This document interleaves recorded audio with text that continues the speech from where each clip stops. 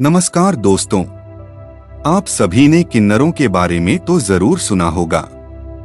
किन्नर न तो पुरुष होते हैं और न ही महिला। यह एक ऐसा समुदाय है जिसका जिक्र शास्त्रों में मिलता है। ये हमारी हर खुशी में शामिल होते हैं और ऐसा माना जाता है कि इनकी दुआओं का बहुत असर होता है और हमें कभी भी इनकी श्राप या बद्दुआ नहीं लेनी चाहिए। दरअसल किन्नरों की एक अलग ही दुनिया है जिसके बारे में ज्यादा बात नहीं हो पाती है। उनका जीवन जीने का तरीका आम इंसानों से बिल्कुल अलग है। हर कोई किन्नरों की असल जिंदगी के बारे में जानना चाहता है, जैसे इनकी जीवन शैली के बारे में, इनके निजी जीवन के बारे में और समाज का इनके प्रति सोच। लेकिन लोगों के बीच सबसे बड़ी जिज्ञासा इस बात को लेकर है कि किन्नरों की उत्पत्ति कब और कैसे हुई, इसके पीछे क्या कारण था। आइए इस तथ्य पर इस YouTube वीडियो के माध्यम से विस्तार से चर्चा करते हैं। किन्नरों की उत्पत्ति का रहस्य प्राचीन काल से जुड़ा है। वास्तव में किन्नर दो प्रकार के होते हैं।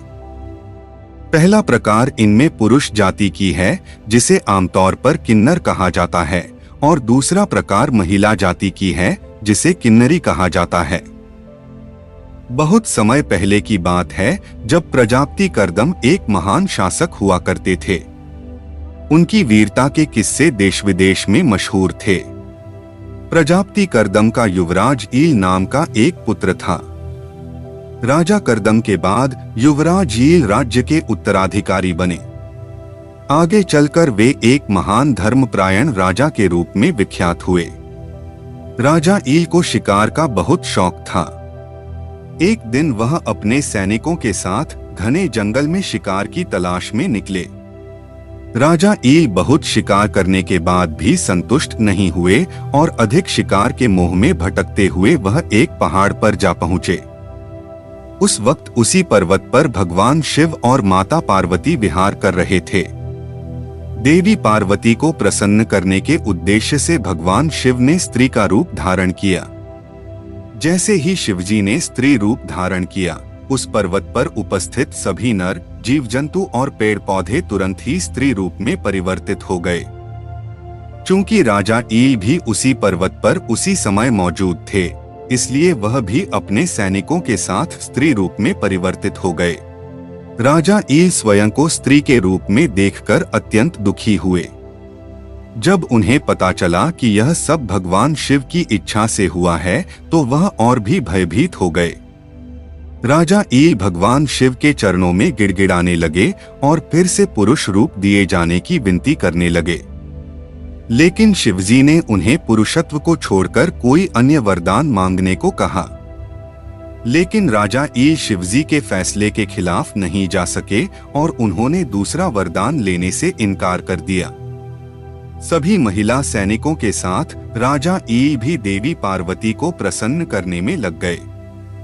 देवी पार्वती राजा ईल से बहुत प्रभावित थीं, लेकिन उन्हें पूर्ण पुरुषत्व प्रदान करने में असमर्थ थीं।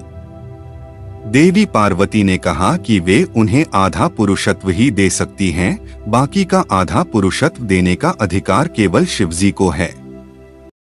देवी पार्वती से आधा पुरुषत्व प्राप्त करने के बाद राजा ईल ने एक और वरदान मांगा, जिसके प्रभाव से वह एक माह स्त्री के रूप में और एक माह पुरुष के रूप में जीवित रहेंगे।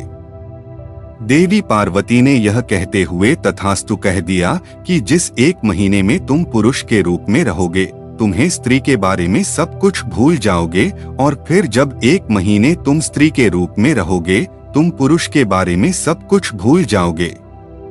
राजा ईल ने इसे सहर्ष स्वीकार कर लिया और एक महीने तक वह नर ईल के रूप में और एक महीना मादा ईल के रूप में रहने लगे।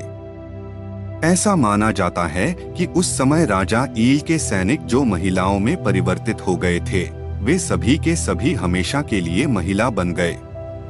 बाद में एक दिन वे चंद्रमा के पुत्र बुद्ध के आश्रम में पहुंचे। बुद्ध की आज्ञा से उसने उसी पर्वत पर अपना निवास स्थान बना लिया था और किन्नर पुरुषों को ही अपने जीवन साथी के रूप में चुना लिया। किन्नरों की उत्पत्ति की विस्तार से जानकारी वाल्मीकि द्वारा रचित उत्तर रामायण में दी गई है। दोस्तों, अगर आपको हमारे द्वारा दी गई जानकारी अच्छी लगी तो कृपया आप मेरे चैनल धार्मिक भावना को सब्सक्राइब कर दें। तत्पश्चात इस वीडियो को लाइक जरूर करें तथा इस वीडियो को ज्यादा से ज्यादा लोगों तक शेयर करें। अगर इस विषय पर किसी का कोई भी सुझाव या सवाल है तो वो मुझे YouTube कमेंट बॉक्स में जरूर लिखें। धन्यवाद।